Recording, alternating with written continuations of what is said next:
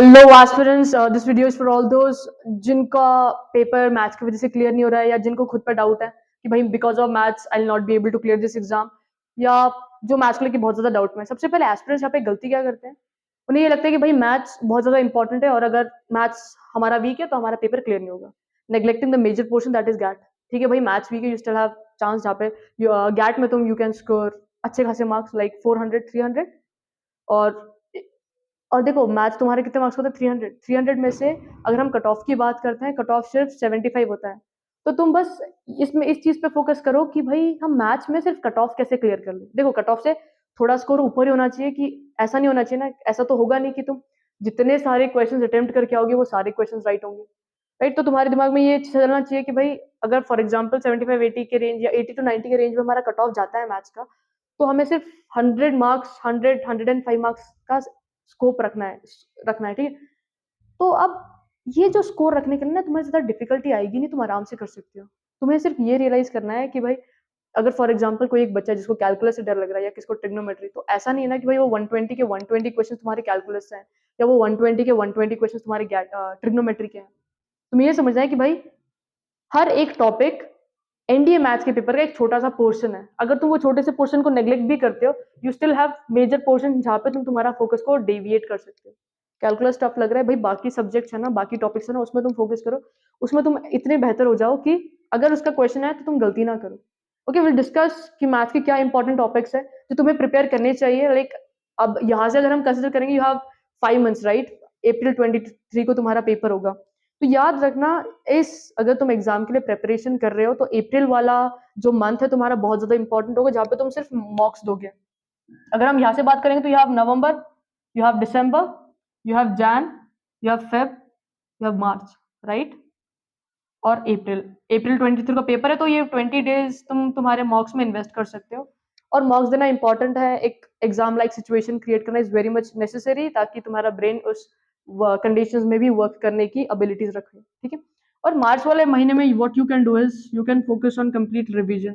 Revision नहीं करोगे तो बात तो है ही नहीं। तो मार्च में भाई तुम 11th रिवीजन रिवाइज करो, 12th रिवाइज करो, गैट रिवाइज करो, जो जो तुम्हें लगे कि भाई इंपॉर्टेंट है। और remaining these 4 months what you can do is भाई तुम class 11th and class 12th को इतने अच्छे से पॉलिश कर लो। और तुम्हें भी फोकस करना है कि भाई मेरे कौन से स्ट्रॉन्ग टॉपिक्स हैं, कौन से टॉपिक्स मुझे वीक जा रहे हैं। अगर मेरे पास टाइम है उनको और स्ट्रॉन्ग बनाने का, तो definitely put in the efforts. Okay, अब देखो मैथ्स अगर तुम्हारा वीक है तो no worries, you have GAT, right. GAT में देखो इंग्लिश ही तुम्हारा 200 मार्क्स का होता है, राइट। और इंग्लिश इतना टफ आता नहीं है, तुम अगर एवरी डे 45 मिनट्स भी पढ़ लो तुम्हारा इंग्लिश का स्कोर अच्छा हो जाएगा। 200 में से you will be able to score 150 plus.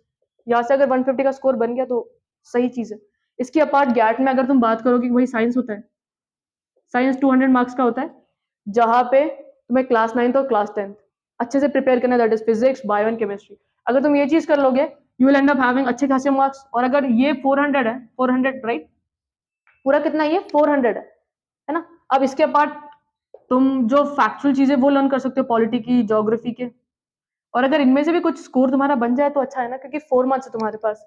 अगर तुम पूरा एक महीना साइंस भी पढ़ते हो ना, नवंबर का पूरा मंथ साइंस कंप्लीट करके रख देते हो, you still have December, Jain, Feb, जहाँ पे तुम पॉलिटी एक महीना, जैन में ज्योग्राफी पूरा, और इतने दिन लगते भी नहीं है भाई। तुम सिर्फ 15 डेज अगर डेडिकेटली करोगे तो तुम्हारा एक एक हर एक टॉपिक कंप्लीट कवर हो जाएगा।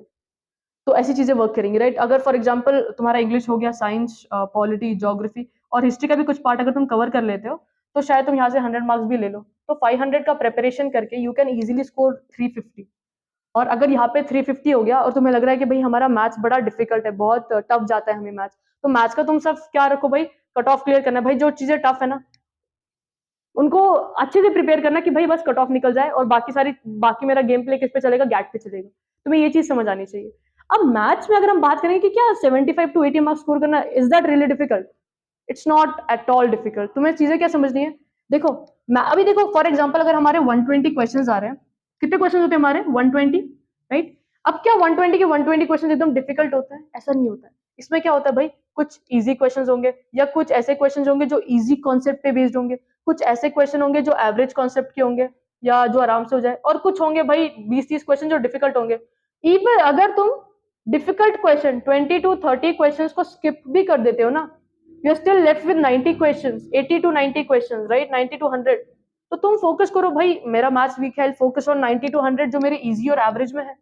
अब देखो सारे टॉपिक्स डिफिकल्ट नहीं होते, तुम्हें ये चीज भी रियलाइज करनी है।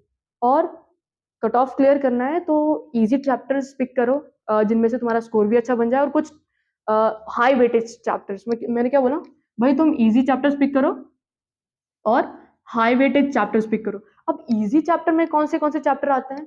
इजी में you have complex number, 11th के मेजर मेजर टॉपिक्स तुम्हारे इजी जाएंगे। Complex number, you have binomial theorem, right. तुम्हारे पास फिर कोनिक्स है, कोनिक्स में से क्वेश्चन आते भाई, 2-3 क्वेश्चन पकड़ के चलो। तुम स्ट्रेट लाइंस, ये इजी टॉपिक्स है जिसमें तुम आराम से हल्के से मार्क्स ले सकते हो। P and C, permutation combination, you have probability, stats, ये ऐसे चैप्टर्स है, एक बार प्रिपेयर कर लिया और उस पर तुमने बहुत सारे क्वेश्चन लगा लिया ना, you will and up solving जो भी क्वेश्चन तुम्हारे सामने आ जाए। 12th के चैप्टर की बात करूँ तो मैटर एज ए डिटर्मिनेंट, भाई ये इसमें ना कॉन्सेप्ट बहुत ईजी है। बस यहाँ पे तुम्हें क्या करना है भाई, जितने क्वेश्चन हो सके ना उतने सारे क्वेश्चन की तुम लोग क्या कर लो, प्रैक्टिस कर लो। ये इजी टॉपिक्स है, अगर तुमने ये इजी चैप्टर पढ़ लिए, अब तुम्हें पता है कि भाई हाई वेटेज, देखो इजी चैप्टर्स पिक करना और हाई वेटेज।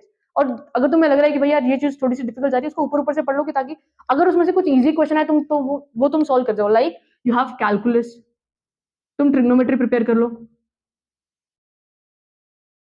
कैलकुलस है, यू हैव ट्रिग्नोमेट्री जो तुम अच्छे से प्रिपेयर कर सकते हो, राइट। और एक चीज बता दो, अगर तुम्हें कोई एक टॉपिक डिफिकल्ट लग रहा है तो याद रखना भाई, वो 120 क्वेश्चन में से वो एक कुछ माइनर पोर्शन ही कैरी करेगा, तुम्हारा मेजर पोर्शन अभी भी वैसा ही है।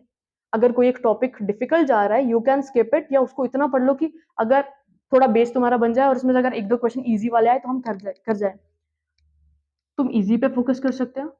अगर फॉर एग्जाम्पल कैलकुलस नहीं आ रहा तो कैलकुलस को छोड़ के भाई तुम बहुत सारी चीजों पे फोकस कर लो, है ना। इन सब में you have sets, relation, function, वो सारी चीजें हैं। बट उसमें देखो तुम्हें एक चीज ध्यान में रखनी है भाई, इनपुट ऐसा होना चाहिए कि जहाँ पे तुम्हारा आउटपुट अच्छा जनरेट हो।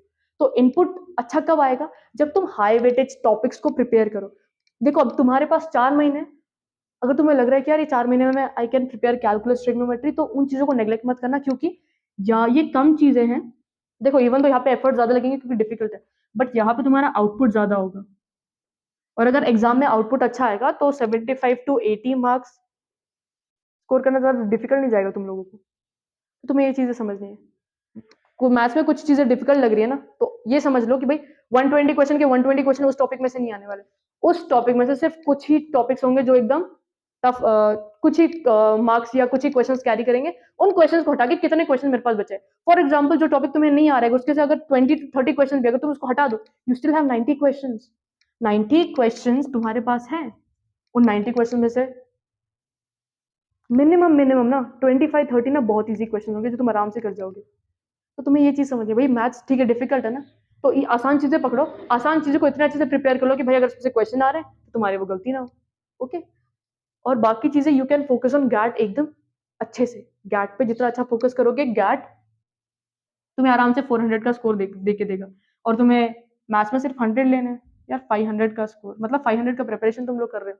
और याद रखना, मैथ्स की बात करेंगे तो हमें सिर्फ 40 क्वेश्चन अटेम्प्ट करने होते हैं। कितने? 40 क्वेश्चंस, और कितने स्कोर के लिए? 100 के लिए।